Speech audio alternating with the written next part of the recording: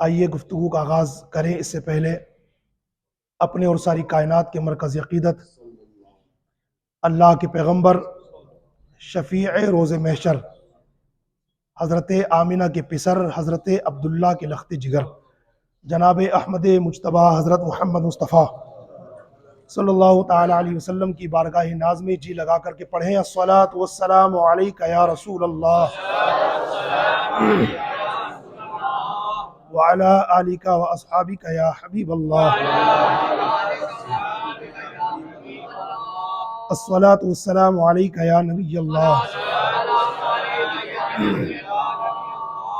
وعلی آلک و اصحابک یا نور اللہ صلی اللہ تعالی علیہ وسلم نویت سنت الاعتکاف۔ الحمدللہ ہمارے درمیان 22 رجب المرجب کی تاریخ تشریف لانے والی ہے۔ جیسا کہ میں گزشتہ جمعہ کو بھی بتا چکا ہوں کہ اس ماہ رجب شریف میں کئی بزرگان دین کے عرس مبارک تشریف لاتے ہیں۔ 22 تاریخ کو ویسے زیادہ تر مسلمان حضرت سیدنا امام جعفر صادق رضی اللہ تعالی عنہ کے کنڈوں کی نیاز کا اہتمام کرتے ہیں، جبکہ میں نے کتاب کے حوالے سے یہ ثابت کیا تھا کہ حضرت امام جعفر صادق رضی اللہ تعالی عنہ کی جو عرس پاک کی ریل تاریخ ہے وہ 15 رجب ہے۔ تو مسلمانوں کو چاہیے کہ ان کی نیاز کا اہتمام اگر کرنا چاہیں تو کرنا بالکل چاہیے۔ تو 22 تاریخ کو کرنے کے بجائے 15 رجب کو کریں تو انشاءاللہ زیادہ برکتیں ملیں گی، اور 22 تاریخ کو کریں گے تو بھی انشاءاللہ جائز تو ہے، ثواب تو کوئی بھی نہیں جائے گا۔ لیکن چونکہ یہ رافضیوں کی طرف سے ایک بہت بڑی سازش تھی جس میں وہ کئی اعتبار سے کامیاب ہوتے بھی نظر آئے، لیکن الحمدللہ ہمارے علماء اہل سنت نے ہمیں گائیڈ کیا اور بتایا کہ بھائی 15 رجب کو امام جعفر صادق کی نیاز کا اہتمام کرنا چاہیے، اور 22 تاریخ کو حضرت سیدنا امیر معاویہ رضی اللہ تعالیٰ عنہ کی نیاز کا اہتمام ہونا چاہیے، اس لیے کہ 22 رجب کو مشہور روایت کے مطابق حضرت سیدنا امیر معاویہ رضی اللہ تعالیٰ عنہ کا عرس پاک ہوتا ہے۔ ایک واقعہ سماعت فرمائے، حضرت محمد بن عبد الملک رحمت اللہ علیہ بزرگ گزرے اللہ کے ولی تھے، فرماتے میں سو رہا تھا تو میں نے عجیب خواب دیکھا۔ خواب یہ دیکھا کہ نبی پاک صاحب الاولاق صلی اللہ تعالی علیہ وسلم تشریف فرما ہے، اور حضور اقدس صلی اللہ علیہ وسلم کی بارگاہ میں خلفائے اربعہ یعنی حضرت ابوبکر صدیق، حضرت عمر فاروق اعظم، حضرت عثمان غنی، حضرت مولا علی حاضر ہے، اور جنتی صحابی حضرت سیدنا امیر معاویہ رضی اللہ تعالیٰ عنہ بھی ہاتھ باندھ کے حضور کی بارگاہ میں کھڑے ہیں۔ اتنے میں ایک شخص کو حضور کی بارگاہ میں لایا گیا، اور حضرت سیدنا عمر فاروق اعظم رضی اللہ تعالی عنہ نے بارگاہ رسالت میں عرض کی، یا رسول اللہ یہ وہ بدبخت ہے جو ہمیں گالیاں دیتا ہے، ہماری شان میں توہین کرتا ہے، حضور ہمارے خلاف بکواس کرتا ہے۔ تو میرے آقا صلی اللہ تعالی علیہ وسلم نے اس شخص کی طرف جلال بھری نظر سے دیکھا اور اسے جھڑکا، اسے ڈانٹا۔ اس نے کہا یا رسول اللہ میں ان کو برا بھلا نہیں کہتا، یعنی خلفائے اربعہ جناب صدیق اکبر، جناب فاروق اعظم، جناب عثمان غنی، جناب مولا علی کو برا بھلا نہیں کہتا، میں ان کے بارے میں کچھ کہہ دیتا ہوں۔ کس کے بارے میں؟ حضرت امیر معاویہ کی طرف اشارہ کیا اس نے اور کہا ان کے بارے میں کچھ کہہ دیتا ہوں۔ تو میرے آقا علیہ الصلوۃ والسلام کو پھر جلال آیا، حضور نے 3 بار فرمایا تیرا ناس ہو، کیا معاویہ میرا صحابی نہیں ہے؟ وہ حضرت محمد بن عبد الملک فرماتے ہیں آقا علیہ السلام کے ہاتھ میں ہتھیار تھا، وہ ہتھیار حضور نے حضرت امیر معاویہ کو دیا اور فرمایا اس کی گردن مار دو، اس کی گردن مار دو۔ حضرت امیر معاویہ رضی اللہ تعالیٰ عنہ آگے بڑھے اور اس شخص کو ذبح کر دیا۔ حضرت محمد بن عبد الملک فرماتے میری آنکھ کھل گئی، صبح فجر کی نماز ادا کرنے کے بعد میں نے پہلا کام یہ کیا کہ اس کے گھر گیا جس کے بارے میں نے خواب دیکھا تھا نا کہ حضرت امیر معاویہ نے حضور صلی اللہ علیہ وسلم کے حکم سے اس کو ذبح کر ڈالا۔ اس کے گھر گیا، جب اس کے گھر پہنچا تو باہر بہت زیادہ بھیڑ تھی، رش لگا ہوا تھا۔ اب میں بھی حیران کے اندر ہو کیا گیا، جب میں اندر گیا تو میں نے اپنی جاگتی آنکھوں سے دیکھا کہ وہ شخص میں نے جس کے بارے میں خواب دیکھا تھا آقا علیہ السلام کے حکم پاک سے حضرت امیر معاویہ نے جس کی گردن کاٹ ڈالی تھی، واقعی میں اس کی گردن کٹی ہوئی تھی، اپنے بستر پر وہ ذبح شدہ پڑا تھا، اس کا گلا کٹا ہوا تھا۔ یہ حضرت امیر معاویہ رضی اللہ تعالی عنہ کی شان کے حوالے سے میں نے آپ حضرات کے سامنے واقعہ بیان کیا ہے۔ اس کا مقصد یہ ہے کہ آج کے میرے بیان کا موضوع ہے فیضان امیر معاویہ۔ یاد رکھنا مسلمانوں، حضرت امیر معاویہ رضی اللہ تعالی عنہ صحابی رسول ہیں، اور ہر صحابی قطعی جنتی ہے، کیونکہ صحابہ کرام وہ مبارک ہستیاں ہیں جن کی تعریف، جن کے قصیدے اور جن کی تعریفات کے حوالے سے ارشادات اللہ تعالیٰ نے قرآن مقدس کے اندر بیان فرمائے ہیں۔ اٹھائیے آپ پارہ نمبر 27 سورۃ الحدید آیت نمبر 10، اللہ تعالیٰ ارشاد فرماتا ہے وَكُلًّا وَعَدَ اللَّهُ الْحُسْنَىٰ، اللہ پاک فرماتا ہے کہ اللہ تعالیٰ نے تمام صحابہ سے جنت کا وعدہ فرما لیا۔ اسی طریقے سے آپ آگے چلیے، پارہ نمبر 11 سورۃ التوبہ آیت نمبر 100، اللہ تعالیٰ ارشاد فرماتا ہے رضی اللہ عنہم ورضوا عنہ، اللہ صحابہ سے راضی، صحابہ اللہ سے راضی۔ آگے فرماتا ہے وَأَعَدَّ لَهُمْ جَنَّاتٍ تَجْرِي تَحْتَهَا الْأَنْهَارُ خَالِدِينَ فِيهَا أَبَدًا ذَلِكَ الْفَوْزُ الْعَظِيمُ، اللہ پاک صحابہ کرام کے بارے میں فرماتا ہے کہ اللہ نے ان کے لیے ایسے باغات تیار کر رکھے ہیں جن کے نیچے سے نہریں بہتی ہیں، یہی بڑی کامیابی ہے۔ اسی طریقے سے آپ اور آگے چلیے، پارہ نمبر 28 سورۃ الحشر کی 8ویں آیت پڑھیں گے، آیت نمبر 8، تو اللہ پاک اس میں صحابہ کرام کے بارے میں فرماتا ہے اولئک هم الصادقون، یہی سچے لوگ ہیں۔ اور اسی سورت کی 9ویں آیت میں، آیت نمبر 9 میں اللہ تعالیٰ فرماتا ہے فاولئک هم المفلحون، یہی لوگ کامیاب ہیں۔ ایک ریفرنس اور نوٹ کیجئے، اللہ تعالیٰ ارشاد فرماتا ہے پارہ نمبر 18 سورۃ النور آیت نمبر 26، اللہ پاک ارشاد فرماتا ہے اولئک مبرؤون مما یقولون لہم مغفرۃ ورزق کریم۔ یہ جو لوگ صحابہ کرام کے بارے میں بکواسیں کرتے ہیں نا، کبھی شیخین کریمین کے بارے میں یعنی حضرت ابوبکر صدیق فاروق اعظم کے بارے میں، کبھی حضرت امیر معاویہ کے بارے میں، کبھی ان کے والد حضرت ابو سفیان کے بارے میں جو بکواسیں کرتے ہیں نا، اللہ تعالیٰ نے ان کو قرآن مقدس کی اسی سورہ مبارکہ کی اسی آیت میں، جس کا میں نے بھی حوالہ دیا، اللہ پاک ان کو جواب دیتا ہے، ارشاد فرماتا ہے اولئک مبرؤون مما یقولون، یہ تمام میرے حبیب کے صحابہ ان تمام بکواسوں الزاموں سے پاک ہے جو لوگ لگاتے ہیں۔ جو یہ لوگ میرے حبیب کے صحابہ کے بارے میں بکواسیں کرتے ہیں نا، ان تمام بکواسوں سے یہ میرے حبیب کے صحابہ پاک ہے۔ اللہ فرماتا ہے لہم مغفرۃ، ان کے لیے بخشش ہے، ورزق کریم، اور مہربان روزی ہے۔ اچھی روزی کا انتظام اللہ تعالیٰ نے صحابہ کرام کے بارے میں کر رکھا ہے۔ تو یہ صحابہ کرام کا اسٹیٹس ہے۔ اب آپ اندازہ لگائیں کہ جن کی تعریف میرا اللہ قرآن کریم میں بیان فرماتا ہے، کتنی مبارک ہستیاں ہوں گی وہ۔ پھر اس اللہ نے، جس اللہ نے قرآن کریم کے اندر صحابہ کرام کی عظمت و شان بیان کی، اسی اللہ کے پیارے حبیب لبیب، طبیبوں کے طبیب صلی اللہ تعالی علیہ وسلم نے اپنی احادیث مبارکہ کے اندر اپنے صحابہ کرام علیہ رضوان کے حوالے سے کیا ارشاد فرمایا؟ بہت ساری حدیثیں، چند حدیثیں آپ کے سامنے بیان کر دوں۔ مشکات شریف کی حدیث ہے، میرے حضور علیہ السلام فرماتے اکرموا اصحابی فانہم خیارکم، میرے آقا فرماتے ہیں اے لوگوں میرے صحابہ کی تعظیم کرو، اس لیے کہ میرے صحابہ تم میں سب سے بہترین لوگ ہیں۔ ایک حدیث میں آقا علیہ السلام ارشاد فرماتے، یہ بھی مشکات شریف کے اندر موجود ہے، حضور فرماتے اصحابی کالنجوم، میرے صحابہ ستاروں کی طرح ہیں، بِأَيِّهِمْ اقْتَدَيْتُمْ اِهْتَدَيْتُمْ، ان میں سے تم جس کی بھی پیروی کر لو گے کامیاب ہو جاؤ گے۔ یہ اسٹیٹ صحابہ کرام کا۔ ایک حدیث پاک اور میرے آقا علیہ السلام فرماتے لا تسبوا اصحابی، میرے صحابہ کو برا بھلا مت بولو، میرے صحابہ پر زبان تان دراز مت کرو، میرے صحابہ کے بارے میں کمزور بات مت کرو، میرے صحابہ کے خلاف بکواس مت کرو، میرے صحابہ کا مرتبہ یہ آگے میرے آقا علیہ السلام ارشاد فرماتے میرے صحابہ کا مرتبہ یہ ہے، اگر میرے صحابہ میں سے کوئی میرا صحابی ایک مٹھی بھر جو اللہ کی راہ میں خیرات کر دے، اور تم میں کا کوئی شخص احد پہاڑ کے برابر سونا اللہ کی راہ میں خیرات کر دے، تو میرے صحابی کو مٹھی پر جو خیرات کرنے پر اللہ کی طرف سے جو ثواب ملے گا نا، جو ثواب میرے صحابی کو مٹھی پر جو خیرات کرنے پر ملے گا، وہ تمہیں احد پہاڑ کے برابر سونا خیرات کرنے پر بھی نہیں ملے گا۔ ایک حدیث میں حضور فرماتے لا تسبوا اصحابی، میرے صحابہ کو برا بھلا مت بولو، لعنت اللہ من سبہم، اللہ کی لعنت ہے اس پر جو میرے صحابہ کو برا بھلا بولے۔ ہو گیا فائنلی ججمنٹ، سن لیا آپ نے قرآن کا بھی اور حدیث کا بھی۔ لہٰذا اب کسی صحابی کے بارے میں کمزور بات کرنے کا معاملہ بچتا ہی نہیں ہے۔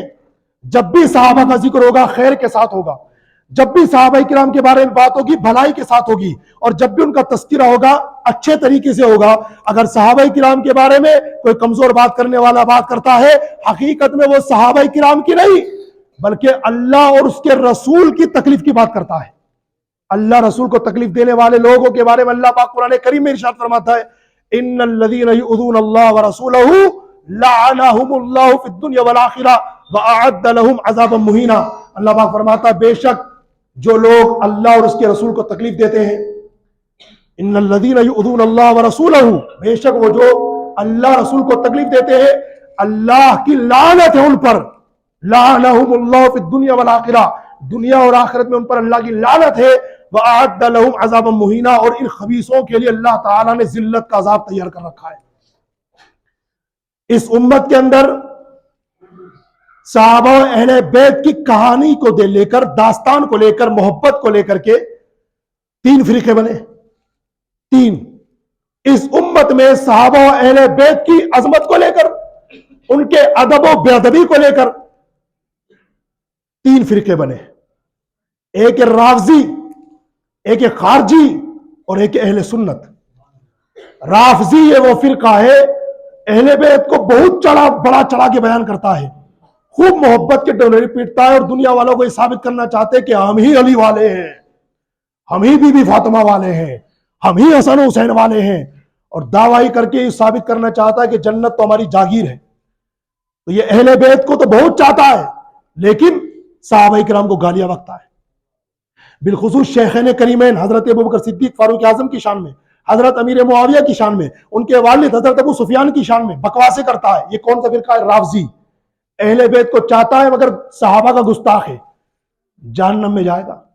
ایک خارجی صحابہ کو بہت مانتا ہے، حضرت ابوبکر صدیق کے سامنے سر نیاز خم کرتا ہے، فاروق اعظم کے در پر جھولی پھیلاتا ہے، حضرت عثمان غنی کی تعریف کرتا ہے، مگر جب بی بی فاطمہ زہرا کی بات آ جائے گی، امام حسن حسین کی بات آ جائے گی، اہل بیت کی بات آ جائے گی، وہیں پر منہ چڑھا لے گا، اس کے چہرے کا جغرافیہ بدل جائے گا۔ کیوں؟ خارجی ہے، مطلب صحابہ کو بہت مانتا ہے مگر اہل بیت کو نہیں مانتا، یہ بھی جہنم میں گیا۔ اب بچا کون؟ اہل سنت۔ بریلی کے تاجدار کہتے ہیں اہل سنت کا ہے بیڑا پار، اصحاب حضور نجم ہے اور ناؤ ہے اطرت رسول اللہ کی۔ رافضیوں نے اہل بیت کو مانا، صحابہ کو چھوڑا، وہ بھی جہنم میں گیا۔ خارجیوں نے صحابہ کو مانا، اہل بیت کو چھوڑا، وہ بھی جہنم میں گیا۔ اہل سنت جنت میں گئے، کیوں؟ انہوں نے صحابہ کا بھی دامن پکڑا، اہل بیت کا بھی دامن پکڑا۔ اہل سنت کا ہے بیڑا پار، کیوں؟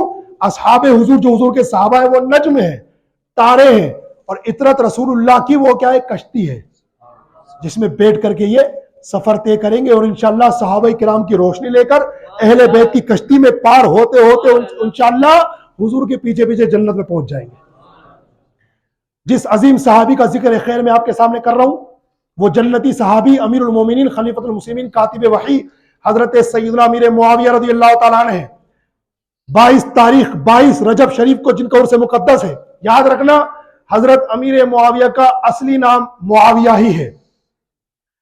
اچھا پتے کی بات بتاؤں، صحابہ کرام میں صرف یہ ایک صحابی نہیں ہے جن کا نام معاویہ ہے، بلکہ عمدۃ القاری کی دوسری جلد میں شارح بخاری حضرت علامہ بدر الدین عینی حنفی رحمۃ اللہ علیہ تحریر فرماتے ہیں 20 سے زیادہ صحابہ کرام وہ ہیں جن کا نام معاویہ ہے، جن کا نام معاویہ ہے۔ لیکن جب ہم عام طور پہ کہتے ہیں نا حضرت معاویہ، حضرت امیر معاویہ، تو اس سے مراد کون ہوتے ہیں؟ یہی حضرت امیر معاویہ جو حضرت ابو سفیان رضی اللہ تعالیٰ عنہ کے شہزادے ہیں۔ اور یاد رکھیے گا، کوئی اگر بڑا بہت پڑھا لکھا انسان ہمارے سامنے آ کر کہے کہ بھائی صاحب میں نے لغت کا مطالعہ کیا ہے، ڈکشنری کو اسٹڈی کیا ہے میں نے، لغت کو پڑھنے کے بعد میں اس نتیجے پر پہنچا ہوں معاویہ نام صحیح نہیں ہے، ابھی اس کو جواب دیتا ہوں، پہلے آپ سنیے۔ معاویہ کا مطلب ہوتا ہے بہادر، بلند آواز، جو بہادر ہو، بلند آواز ہو، اس کو کہتے ہیں معاویہ۔ اور اگر کوئی یہ کہے کہ نہیں میں نے دیکھا تھا ڈکشنری میں، مجھے تو ایسا ملا تھا، کوئی جاہل بھی نہیں کہے گا یہ، ہے نا۔ لیکن جو زیادہ پڑھے لکھے ہیں، جو جاہلوں سے بھی گئے گزرے ہیں، ان کی بات کر رہا ہوں. اگر وہ کہے گا تو میں اس کے دو جواب دیتا ہوں. نمبر ایک، ہمارے کریم آقا رحمت والے مصطفیٰ صلی اللہ علیہ وسلم کی عادت کریمہ تھی کہ جب میرے آقا علیہ الصلوۃ والسلام کسی نام کو سنتے اور اس کا معنی غلط ہوتا، حضور ہاتھوں ہاتھ نام چینج کر دیتے. یہ حضور کی سنت مبارکہ ہے. کسی انسان کا نام، کسی جگہ کا نام، کسی محلے کا نام، کسی علاقے کا نام، کسی شہر کا نام، کسی صوبے کا نام، کسی ملک کا نام اگر میرے حضور نے سنا کہ معنی صحیح نہیں ہے، حضور کی سنت مبارکہ ہے، میرے آقا ہاتھوں ہاتھ چینج کر دیتے. معاویہ وہ مبارک نام ہے جو ہمارے حضور علیہ السلام کی مبارک زبان پر کئی بار جاری ہوا، اور اسی نام کو لے کر کے میرے آقا نے حضرت امیر معاویہ کو دعاؤں سے نوازا. پتہ چلا بڑا مبارک نام ہے. اور اس کے علاوہ ایک اور جواب دو، دمدار، جو عشق رسول میں مزید اضافہ کر دے. جب کوئی نام کسی صحابی رسول کا ہو جائے نا تو پھر اس میں لغت کو نہیں دیکھا جاتا ہے، نسبت رسول کو دیکھا جاتا ہے. یاد رکھنا. اور سنیے جناب، حضرت امیر معاویہ رضی اللہ تعالیٰ عنہ کو اللہ تبارک و تعالیٰ نے جن خصوصیات سے، جن کمالات سے اور جن مرتبوں سے نوازا، میں ایک مرتبہ یہ بھی ہے کہ یہ حضور کی بارگاہ کے کاتب تھے، رائٹر. حضور کی بارگاہ میں لکھنے والے. کیا لکھنے والے؟ اللہ کی بارگاہ سے جناب جبریل امین حضور کی بارگاہ میں وحی لے کر کے آتے تو میرے آقا علیہ السلام کے کچھ سلیکٹڈ صحابہ کرام تھے، کچھ منتخب صحابہ کرام تھے. میرے آقا علیہ السلام نے وحی کو لکھنے کے لیے ہر صحابی کو مقرر نہیں کیا تھا، بلکہ مفتی حرمین حضرت علامہ امام احمد بن عبداللہ بن محمد احمد طبری رحمت اللہ تعالی علیہ خلاصۃ السیر میں تحریر فرماتے آقا علیہ الصلوۃ والسلام کے 13 کاتب ہیں، 13 جو حضور کی بارگاہ میں ہمیشہ حاضر رہتے اور آقا دو عالم صلی اللہ تعالی علیہ وسلم انہیں وہی لکھواتے تھے. بارگاہ رب العالمین سے جناب جبریل امین بارگاہ رحمت للعالمین میں پیغام رب العالمین لے کر کے آئے. میرے آقا علیہ السلام جن صحابہ کرام سے فرماتے تھے نا اس کو لکھ لو، ان میں ایک حضرت امیر معاویہ بھی ہے. اللہ مجھے توفیق عطا کرے تو میں 13 کے 13 صحابہ کرام کے نام بتا دیتا ہوں آپ کو. مفتی حرمین حضرت علامہ امام احمد بن عبداللہ بن محمد طبری رحمت اللہ علیہ خلاصۃ السیر میں لکھتے ہیں کہ آقا دو جہاں صلی اللہ علیہ وسلم کے 13 صحابہ کرام ہیں. 13 صحابہ کرام وہ صحابہ کرام جن کو میرے آقا صلی اللہ علیہ وسلم نے اپنی بارگاہ کا کاتب بنایا، اللہ کے پیغام کو جو لکھا کرتے تھے حضور کے حکم سے. وہ 13 صحابہ کرام کون ہیں؟ حضرت ابو بکر صدیق، حضرت عمر فاروق اعظم، حضرت عثمان غنی، حضرت مولا علی، حضرت عامر بن فہیرہ، حضرت عبداللہ بن ارقم، حضرت ابی بن کعب، حضرت زید بن ثابت، حضرت ثابت بن قیس، حضرت حنزلہ بن ربی، حضرت شرحبیل بن حسنہ، حضرت امیر معاویہ. 12 ہوئے. اور وہ 13ویں صحابی حضرت خالد بن سعید رضی اللہ عنہ. یہ 13 صحابہ کرام ہیں جن کو میرے آقا صلی اللہ علیہ وسلم نے اپنی بارگاہ کا کاتب بنایا تھا، رائٹر تھے حضور کی بارگاہ کے. اور مفتی حرمین خلاصۃ السیر میں آگے تحریر فرماتے ہیں کہ ان 13 صحابہ کرام میں سب سے زیادہ حضور نے یہ خدمت جس کو عطا فرمائی تھی وہ 2 صحابہ کرام تھے، ایک حضرت زید بن ثابت رضی اللہ تعالیٰ عنہ اور دوسرے حضرت امیر معاویہ رضی اللہ تعالیٰ عنہ. یہ دونوں زیادہ اس خدمت پر مامور تھے. اور سنیے، حضرت امیر معاویہ رضی اللہ تعالیٰ عنہ کی شان کے حوالے سے آپ نے نبی کریم صلی اللہ تعالی علیہ وسلم کی کئی حدیثیں روایت کی جو ہم تک پہنچی ہیں.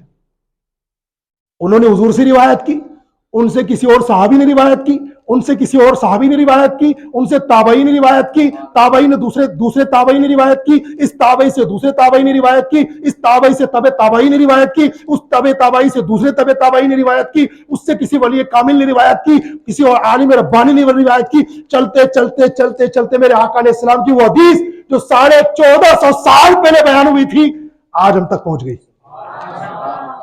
ایسی 163 163 حدیثیں ہیں جو حضرت امیر معاویہ نے روایت کی ہے. سناؤں 2-3 حدیثیں جو حضرت امیر معاویہ نے حضور سے روایت کی ہے؟ سناتا ہوں. ایک حدیث یہ ہے، حضرت امیر معاویہ فرماتے کہ میں نے نبی کریم صلی اللہ تعالی علیہ وسلم کو فرماتے سنا، ہمارے حضور نے فرمایا تم میں سب سے اچھا وہ ہے جو اپنے گھر والوں کے حق میں اچھا ہو. جو اپنے گھر والوں کے حق میں اچھا نہیں ہے، باہر والوں کے حق میں اچھا بنتا ہے، وہ اچھا نہیں ہے۔ جب باہر کسی سے ملیں گے مسکرائیں گے، دانت دکھائیں گے، ایسے مسکراؤ اور ایسے ہنسیں گے جیسے لگتا ہے ان پر کوئی بہت بڑی خوشی آ گئی۔ کیوں؟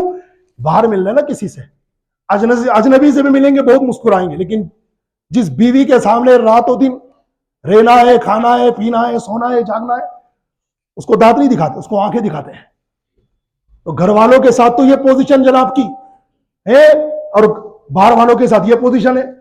جھوٹے ہیں آپ۔ حضور نے فرمایا تم میں سب سے اچھا وہ ہے جو اپنے گھر والوں کے حق میں اچھا ہو۔ حضرت امیر معاویہ رضی اللہ تعالیٰ فرماتے، ایک حدیث میں نے ایک روایت کی، آقا علیہ الصلوۃ والسلام نے ارشاد فرمایا ہر نشہ لانے والی چیز مومن پر حرام ہے۔ یاد رکھیے گا، ہماری قوم کے وہ نوجوان جو نشے کی لائن میں چلے گئے، معاذ اللہ، نشہ کرتے، اور کوئی نمازی آدمی، کوئی اچھا آدمی، پرہیزگار آدمی ہے، ماں باپ کی بات ماننے والا آدمی ان کی صحبت میں ہو جائے، ان کو تھوڑی دیر کے لیے دوست بنا لے، تو تھوڑی دیر کے لیے ان کو دوست بنانے والا یہ ہمیشہ کے لیے اس کو ایسا دوست بناتے، اس کی نمازیں گئی، ماں باپ کی خدمت گئی، اطاعت گزاری گئی، فرما برداری گئی، ابھی بھی نشے کا عادی ہو گیا۔ ہماری قوم میں کیا ایسے نوجوان کم ہیں؟ ہر گلی میں مل جائیں گے، ہر محلے میں مل جائیں گے، ہر علاقے میں مل جائیں گے، اور جن محلے کے لوگوں کا یہ دعویٰ ہوتا نہیں ہمارا محلہ تو شریفوں کا محلہ ہے، ڈھونڈیے یہ پٹیوں پر چھپ چھپ کر کون نشہ کر رہا ہے؟ یہ ہماری بیٹے ہیں، یہ ہمارے بچے ہیں، جن پر ماں باپ نظر نہیں رکھ رہے تو ان کے دوست نظر رکھ رہے ہیں۔ تو یاد رکھیے گا، نشہ بہت بری چیز ہے۔ یہ پھر ایک لمبا ٹاپک ہے، کبھی اس پر انشاءاللہ بیان ہوگا تو بتائیں گے۔ خیر، بات بہت دور نکل جائے گی۔ کہنے کا مطلب یہ تھا، اللہ تعالیٰ نے حضرت امیر معاویہ رضی اللہ تعالیٰ عنہ کو جو فضائل و مناقب عطا فرمائے، ان میں ایک فضیلت آپ کو یہ بھی عطا فرمائی میرے رب نے کہ آپ نے نبی کریم صلی اللہ تعالیٰ علیہ وسلم کی مشہور روایت کے مطابق 163 حدیث روایت کی ہے۔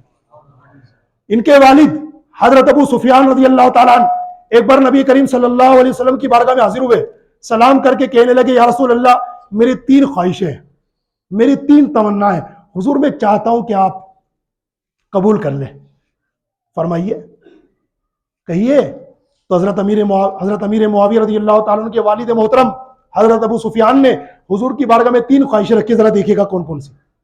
پہلی خواہش، حضرت ابو سفیان کہتے ہیں، یا رسول اللہ، میری بیٹی ام حبیبہ عرب کی عورتوں میں سب سے زیادہ حسین و جمیل ہے، حضور میں چاہتا ہوں کہ آپ اس سے نکاح فرما لیں۔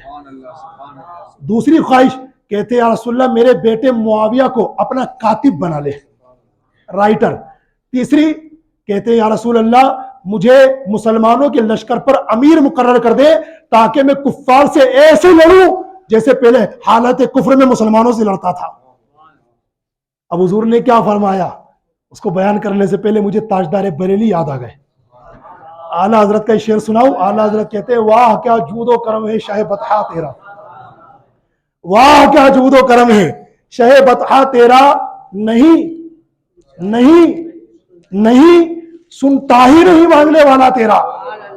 اور اعلیٰ حضرت ایک اپنے ناشر میں یہ بھی کہتے ہیں، میرے کریم سے گر قطرہ کسی نے مانگا، دریا بہا دیے ہیں، دربے بہا دیے ہیں۔ علماء فرماتے ہیں کہ حضور کی بارگاہ میں کیا ہے وہ جو نہیں ملے گا؟ فرماتے وہ نہیں ہے، صرف نہیں، جو نہیں ملے گا۔ حضرت ابو سفیان نے حضور کی بارگاہ میں 3 خواہش ظاہر کی، میرے آقا علیہ الصلوۃ والسلام نے منع نہیں فرمایا، کیونکہ منع کرنا ان کی شان کے لائق نہیں ہے۔ اللہ تعالیٰ نے قرآن کریم میں میرے حضور صلی اللہ علیہ وسلم کی تعریف اور شان بیان کرتے ہوئے سورہ والضحیٰ کے اندر فرمایا، وَأَمَّا السَّائِلَ فَلَا تَنْهَرْ، محبوب منگتے کو جھڑکو مت، جو منگتا کچھ مانگے آپ کی بارگاہ میں اسے خالی ہاتھ مت لوٹاؤ، جھولی بھر دو اس کی۔ تو حضرت ابو سفیان نے حضور کی بارگاہ میں 3 خواہشیں ظاہر کی، میرے آقا علیہ الصلوۃ والسلام مسکرائے اور 3 خواہشوں پر قبولیت کی مہر لگا دی۔ تو حضرت ام حبیبہ ہمارے حضور صلی اللہ علیہ وسلم کی زوجہ محترمہ، یعنی ہماری اور دنیا بھر کے تمام مومنوں کی امی جان، انہی کے بھائی ہیں حضرت امیر معاویہ۔ اس لیے ہمارے جلیل القدر محدثین علماء فرماتے ہیں اس رشتے سے حضرت امیر معاویہ خال المومنین ہوئے، مطلب مومنوں کے ماموں جان۔ اور میرے آقا علیہ السلام نے حضرت امیر معاویہ کے بارے میں کیا فرمایا؟ وقت بہت جلدی بیت رہا ہے، میں جلدی سے، حالانکہ بہت ساری باتیں باقی ہیں لیکن چند منٹ باقی ہے تو مجھے کچھ اور باتیں بھی اسپیشلی کرنی ہے، تو انشاءاللہ اس کے بعد کرتا ہوں۔ حضرت امیر معاویہ کے بارے میں حضور جان عالم صلی اللہ علیہ وسلم نے کیا فرمایا؟ چند حدیثیں پیش کرتا ہوں.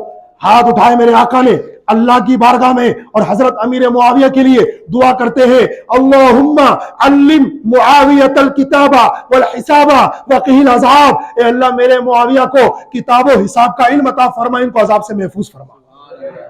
دوسری حدیث میں حضور علیہ السلام نے حضرت امیر معاویہ کے بارے میں اللہ کی بارگاہ میں دعا کی. کیا دعا کی؟ کہتے ہیں اللہم اجعلہ ہادیا مہدیا واہد بہ الناس. اے اللہ میرے معاویہ کو ہدایت لینے والا, ہدایت دینے والا بنا اور ان کے ذریعے لوگوں کو ہدایت عطا فرما. تیسری حدیث سنیے, تاریخ ابن عساکر کے حوالے سے حضرت ام حبیبہ رضی اللہ تعالیٰ عنہ, جن کا بھی میں نے نام لیا, غور سے سنیے گا. ایک مرتبہ کا واقعہ حدیث شریف سنا رہا ہوں. نبی کریم صلی اللہ تعالیٰ علیہ وسلم اپنی زوجہ محترمہ حضرت ام حبیبہ رضی اللہ تعالیٰ عنہ کے گھر تشریف لے گئے تو میرے آقا نے ملاحظہ فرمایا کہ ام حبیبہ اپنے بھائی یعنی امیر معاویہ کے بالوں میں کنگھی کر رہی ہیں. تو میرے حضور نے سلام وغیرہ کے بعد حضرت ام حبیبہ سے فرمایا, ام حبیبہ کیا تم اپنے بھائی امیر معاویہ سے محبت کرتی ہو؟ کہ ہاں یا رسول اللہ, یہ میرے بھائی ہیں, میں ان سے محبت کیوں نہیں کروں گی؟ تو میرے آقا نے فرمایا تم ان سے محبت کرتی رہو, بے شک اللہ اور اس کے رسول بھی ان سے محبت کرتے ہیں. تاریخ ابن عساکر کی دوسری حدیث بھی سنیے. میرے حضور علیہ السلام ایک بار حضرت ام حبیبہ رضی اللہ تعالیٰ عنہ کے گھر تشریف لے گئے. جا کر میرے آقا دیکھتے ہیں حضرت امیر معاویہ پلنگ پر چارپائی پر آرام کر رہے ہیں, سو رہے ہیں. تو میرے حضور علیہ السلام نے حضرت ام حبیبہ سے فرمایا, ام حبیبہ یہ کون ہے؟ کہا حضور میرے بھائی ہے. کہا میرے بھائی امیر معاویہ ہے. کہا اچھا. فرمایا کہ تم ان سے محبت کرتی ہو؟ ہاں یا رسول اللہ میرے بھائی ہیں, میں ان سے یقیناً محبت کرتی ہوں. میرے آقا نے فرمایا ام حبیبہ ان سے ضرور محبت کرو, بے شک میں ان سے بھی محبت کرتا ہوں اور جو ان سے محبت کرے میں اس سے بھی محبت کرتا ہوں. آگے میرے آقا نے فرمایا امیر معاویہ سے جبریل و میکائیل بھی محبت کرتے, اور آگے میرے آقا نے فرمایا ام حبیبہ جبریل و میکائیل سے بڑھ کر اللہ تعالیٰ خود ان سے محبت فرماتا. اور سنیے حضرت ام حبیبہ رضی اللہ تعالیٰ عنہ سے میرے حضور نے فرمایا ام حبیبہ سنو, قیامت کا جب میدان ہوگا اور امیر معاویہ حشر کے میدان میں آئیں گے تو ان کی شان یہ ہوگی کہ قیامت کے میدان میں امیر معاویہ اس شان سے آئیں گے کہ ان کے سر پر نورانی چادر ہوگی. آخری حدیث سنیے حضرت امیر معاویہ سے. ایک بار حضور نبی کریم صلی اللہ تعالیٰ علیہ وسلم نے فرمایا امیر معاویہ سنو, جو شخص تمہاری فضیلت میں شک کرے, سنو غور سے تمام اسلامی بھائی, حضرت امیر معاویہ سے رسول کرام وقار صلی اللہ علیہ وسلم نے فرمایا امیر معاویہ سنو, جو شخص تمہاری فضیلت میں شک کرے قیامت کے جب وہ قیامت کے جب میدان میں آئے گا اس کے گلے میں آگ کا توق پڑا ہوا ہوگا. ایک چھوٹا سا واقعہ بھی مجھے یاد آیا اس فضیلت پر حضرت امیر معاویہ کی شان میں. حضرت عوف بن مالک اشجعی رضی اللہ تعالیٰ عنہ حضور کے صحابی ہیں, فرماتے ہیں کہ میں ایک مرتبہ اریحا ایک جگہ ہے, اریحا کے گرجا گھر میں دوپہر کے وقت آرام کر رہا تھا. پہلے وہ گرجا گھر تھا مگر اب وہ مسجد بن گیا. تو فرماتے ہیں کہ میں وہاں پر دوپہر کے وقت سو رہا تھا, اچانک میری آنکھ کھل گئی, میں ڈر کر کے اٹھ گیا. کیوں؟ اس لیے کہ مجھے اپنی طرف کسی کے پیروں کی چلنے کی آواز آ رہی تھی. جب میں نے دیکھا وہ ایک ڈراؤنا شیر تھا, خواب کی بات نہیں ہے, عالم بیداری کی. حضرت عوف بن مالک اشجعی جو حضور کے صحابی ہیں وہ فرماتے میں ڈر کر کے بیٹھ گیا کیونکہ میری طرف ایک خطرناک لوئن شیر بڑھ رہا تھا. تو جب میں نے دیکھا تو بچاؤ کے لیے میں نے کچھ ہتھیار ڈھونڈنا چاہا کہ ہتھیار مل جائے تو میں بھی مقابلہ کروں شیر سے. جب میں ہتھیار ڈھونڈنے لگا شیر نے کہا او عوف بن مالک اشجعی رک جائیے, ہتھیار میں ڈھونڈیے, میں آپ کو نقصان پہنچانے نہیں آیا ہوں, ایک پیغام دینے آیا ہوں. صحابی رسول حضرت عوف بن مالک اشجعی فرماتے تجھے پیغام دے کر میرے پاس کس نے بھیجا؟ کہا اللہ نے بھیجا ہے. کہ بات کیا پیغام ہے؟ اس نے کہا پیغام اللہ نے بھیجا ہے کہ سن لو اور لوگوں کو سنا دو امیر معاویہ جنتی ہے. تو میں نے کہا کون امیر معاویہ؟ ارے وہی ابو سفیان کے شہزادے حضور کے صحابی امیر معاویہ جنتی ہے. دامن امیر معاویہ سے وابستہ رہو, اہل سنت کا دامن مضبوطی سے پکڑے رہو میرے بھائیوں. رافضیوں کی طرف, خارجیوں کی طرف, گمراہ فرقوں کی طرف مائل ہونے سے, جھکنے سے, جا کر چیک کرنے سے بچو. کچھ لوگ دیکھو تو صحیح کیا کہتا ہے, دیکھو تو صحیح کیا کہتا ہے, دیکھو تو صحیح کیا کہتا ہے. پہلے تو اپنا تو دیکھ, تو نے کتنا علم حاصل کر لیا بھائی. تجھے وضو کے فرض نہیں معلوم, وضو کی سنتیں نہیں آتی ہیں, تیمم میں کتنے فرض ہے وہ تجھے نہیں آتا. ابھی محلے میں کسی کا انتقال ہو جائے, پہنچ جائے گا نماز جنازہ پڑھنے کے لیے, بہت اچھی بات ہے, پڑھنا چاہیے نماز جنازہ, تو یہی تاکید کرتے ہیں. لیکن اگر آج کوئی پوچھ لے نماز جنازہ میں کتنے فرض ہیں, تو بولتی بند. نماز جنازہ میں سنت موقدہ کتنی ہے, بولتی بند. اگر کوئی چپل پہن کر نماز پڑھ رہا ہے تو اس کی نماز جنازہ ہوگی کہ نہیں ہوگی, ہوگی تو کیسے ہوگی, نہیں ہوگی تو کیسے نہیں ہوگی. اگر کوئی چپل پہ کھڑے ہو کے نماز جنازہ پڑھ رہا ہے تو اس کی نماز جنازہ ہوگی کہ نہیں ہوگی, ہوگی تو کیسے ہوگی, نہیں تو کیسے ہوگی. اس بارے میں اسلام مذہب نے ہمیں کیا گائیڈ لائن دی ہے, ذرا بتاؤ نا. دیکھو تو صحیح کیا بولتا ہے, دیکھو تو صحیح کیا بولتا ہے. پھر اپنا تو دیکھ, تو نے اپنا کتنا مکمل کر لیا, ادھر آوے جاوے کچھ بھی نہیں اور وہاں جا رہا ہے. ذرا دیکھو تو صحیح کیا ہوتا ہے, دیکھو تو. ایسے شیطان نہ جانے کتنوں کو لے گیا کہ دیکھ تو صحیح کیا ہوتا ہے, اور دیکھ تو صحیح کیا ہوتا ہے کے چکر میں ایسا ہوا کہ واپس پلٹ کر کے نہیں آیا, اس کا عقیدہ ہی خراب ہو گیا. اس لیے دامن صحابہ سے, دامن اہل بیت سے مضبوطی سے وابستہ رہیے. 22 رجب المرجب حضرت امیر معاویہ رضی اللہ تعالیٰ عنہ کے عرس مقدس کی تاریخ ہے. تمام اسلامی بھائی اپنے اپنے گھروں میں 22 رجب المرجب کو حضرت امیر معاویہ رضی اللہ تعالیٰ عنہ کے فاتحہ خوانی کے حوالے سے ضرور نظر و نیاز کا اہتمام کیجیے. اور جن حضرات نے 15 رجب کو امام جعفر صادق کی نیاز کا اہتمام نہیں کیا تھا, وہ 22 رجب کو امام جعفر صادق کی بھی ضرور ضرور ضرور نیاز کرے, پلس حضرت امیر معاویہ کی خصوصیت کے ساتھ انشاءاللہ فاتحہ خوانی کرے. اللہ ہم سب کو نوازے. اور آخر میں 2-3 باتیں اور بتا دوں کیونکہ میرے پاس 2-3 منٹ باقی ہے. صحابہ اہل بیت کی محبت سے دور ہونے کا, ان کے دامن سے دور ہونے کا ایک بہت بڑا نتیجہ یہ بھی ہوتا ہے کہ آج ہم ان کی محبت سے نکل گئے نا, تو شیطان نے ہمیں ناجائز محبتوں میں غرق کر دیا. آپ نے غیر مسلموں کو, کفار کو کبھی نہیں دیکھا ہوگا کہ وہ عید الفطر کے دن ہماری مسجد میں صفوں میں کھڑے ہوئے ہیں نماز عید ادا کرنے کے لیے. بھائی آپ تو غیر مسلم ہو, آپ یہاں کیوں آ گئے؟ نہیں ہم بھی مسلمانوں کو تہوار منانے کے لیے آئے. کیا کبھی دیکھا ہے آپ نے؟ کیا کبھی آپ نے غیر مسلموں کو دیکھا ہے وہ اپنے گھر میں بقرعید کے دن قربانی کر رہے ہو؟ بقرعید والے دن ہمارے مسجد میں آ کر کے 2 گانا واجب ادا کر رہے ہو نماز پڑھ کر کے؟ کبھی نہیں دیکھا, اور دیکھیں گے بھی نہیں. کیوں؟ اس لیے کہ بڑے عقل مند ہیں, وہ جانتے کہ ہمارا تہوار ہی نہیں ہے. ہم اس میں انوالو کیوں ہو؟ یہ جس کا تہوار ہے وہ منائے مسلمان, یہ ہمارا تہوار نہیں ہے. اس نے اپنی عقل مندی کا ثبوت دیا. ہمارے تہواروں میں آ کر کے اس نے انٹرفیئر نہیں کیا کہ ہماری سب میں کھڑا ہو جائے 2 رکعت پڑھنے کے لیے, یا بقرعید والے دن اپنے گھر میں جانور قربان کرے. اس نے یہ نہیں کیا. کیوں؟ وہ جانتا ہمارا تہوار ہی نہیں ہے یہ. مگر یہ مسلمان ہر جگہ بلی کا بکرا بنتا ہے, بے وقوفی کا ثبوت دیتا ہے, کتنا اناڑی بن گیا ہے اس کا ثبوت دیتا ہے. ہر معاملے میں کتنا باولا ہو گیا ہے, کتنا پاگل ہو گیا. میں کتنے تہوار گنواؤں بتائیے آپ کو. دیوالی کیا ہمارا تہوار ہے؟ انوالو ہوتا ہے مسلمان. ہولی کیا ہمارا تہوار ہے؟ مسلمان انوالو ہوتا ہے کہ نہیں؟ پتنگ بازی کیا ہمارا تہوار ہے؟ مسلمان انوالو ہوتا ہے کہ نہیں؟ ابھی 14 فروری 14 فروری کو ایک بے ڈھنگا ننگا تہوار لوگ مناتے. بالخصوص میں بات کر رہا ہوں نوجوان لڑکوں لڑکیوں کی, عشق مجازی کے نام پہ. کیا کچھ نہیں ہوتا اس تہوار میں؟ تو کیا اس کو جو ایجاد کرنے والے نصرانی تھے, پادری تھے, کہ وہی انوالو ہوتے ہیں؟ نہیں, ہمارا مسلمان بہت بڑی تعداد میں جس میں انوالو ہوتا ہے. میں گزارش, کیونکہ میرے پاس ٹائم نہیں, حالانکہ میں اس پہ بولتا, میں گزارش اپنی مسلم نوجوانوں سے یہ کرنا چاہتا ہوں, اپنے بھائیوں سے بھی اور اپنی نوجوان بہنوں سے بھی, خدا را اپنی عزت کو نیلام مت کرو, یاد رکھنا.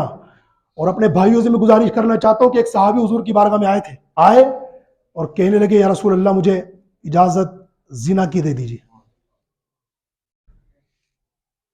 تو سارے صحابہ کرام, حضرت عمر فاروق اعظم کو جلال آ گیا, کیسے سوال کر رہے ہیں؟ مگر میرے آقا علیہ الصلوۃ والسلام نے سب کو خاموش کیا. قریب بلایا ان مسلمان کو, اپنے غلام کو, فرمایا تم جس کے ساتھ یہ معاملہ کرو گے, غور سے سننا. حضور نے فرمایا اگر تمہاری بہن کے ساتھ کوئی ایسا معاملہ کرے تو کیا تم پسند کرو گے؟ کہ نہیں یا رسول اللہ. فرمایا جس کے ساتھ تم یہ معاملہ کرنا چاہتے ہو وہ بھی تو کسی کی بہن ہے. اگر تمہاری بیٹی کے ساتھ کوئی یہ کرے تو کہ نہیں یا رسول اللہ. فرمایا تم جس کے ساتھ کرنا چاہتے ہو وہ بھی کسی کی بیٹی ہے. اس طرح میرے حضور نے ان کو بڑے پیار محبت سے ماشاءاللہ سمجھایا, ہاتھوں ہاتھ انہوں نے توبہ کر لی. یاد رکھنا حضور کا فرمان کما تدین تدان, تم جیسا کرو گے تمہارے ساتھ بھی ویسے ہی کیا جائے گا. اور ایک حدیث میں آقا علیہ السلام فرماتے دوسری عورتوں کو عزت دار رہنے دو, تمہاری عورتیں بھی عزت دار رہیں گی. اور زنا خالی وہ نہیں ہے جس کا کانسیپٹ ہم لوگوں کے ذہنوں میں آتا ہے, میرے آقا فرماتے ہیں العینان تزنیان، آنکھیں بھی زنا کرتی ہیں، ان کا زنا دیکھنا ہے، ہاتھ بھی زنا کرتے ہیں، ان کا کام حرام، ان کا زنا حرام کو پکڑنا ہے، پیر بھی زنا کرتے ہیں، ان کا زنا حرام کی طرف چلنا ہے۔ یاد رکھیے گا، کسی کی بہن بیٹی کی طرف غلط نظر ڈالنے سے پہلے اپنی گھر کی خبر لیجئے۔ آپ کی نظر کسی کی طرف جا رہی ہے نا، آپ کا گھر محفوظ نہیں رہے گا، اس لیے کہ حضور کا فرمان ہے، حضور کے فرمان پر مسلمان کا عقیدہ ہے قول محمد قول خدا، فرمان نہ بدلا جائے گا، بدلے گا زمان اللہ مگر قرآن نہ بدلا جائے گا۔ پھر اس طریقے سے گھنونے معاملہ جب ہماری قوم میں ہوتے ہیں نا، زلزلے آتے ہیں، زلزلے آتے ہیں۔ اعلیٰ حضرت سے پوچھا گیا کہ زلزلے کیوں آتے ہیں، بھوکمپ کیوں آتے ہیں؟ اعلیٰ حضرت ارشاد فرماتے ہیں زلزلے اور بھوکمپ آنے کی اصلی وجہ یہ ہے کہ زمین گناہوں سے بھر جاتی ہے، تو اس بوجھ کو برداشت نہیں کر پاتی، بھوکمپ آ جاتا ہے، زلزلہ آ جاتا ہے۔ ترکی کو دیکھیے، شام کو دیکھیے، لبنان کو دیکھیے، جارڈن کو دیکھیے، کیا حالت ہو گئی، بڑی بڑی بلڈنگیں، بڑے بڑے محلات، بڑے بڑے بنگلے، چشم زدن میں فلک بوس سے زمین بوس ہو گئے، کیا حالت ہے۔ اللہ اکبر، اللہ ان مسلمانوں پر رحمت کی نظر فرمائے۔ تو یہ گناہوں کی بھی وجہ ہوتی ہے، اور گناہوں کی وجہ نہ بھی ہو تو اللہ بہتر جانے وہ آزمائش ہوتی ہے اللہ کی طرف سے۔ ان لوگوں کو یاد کر کے اپنے کرتوتوں پر غور کیجئے، اور ایسا کام کبھی مت کیجئے۔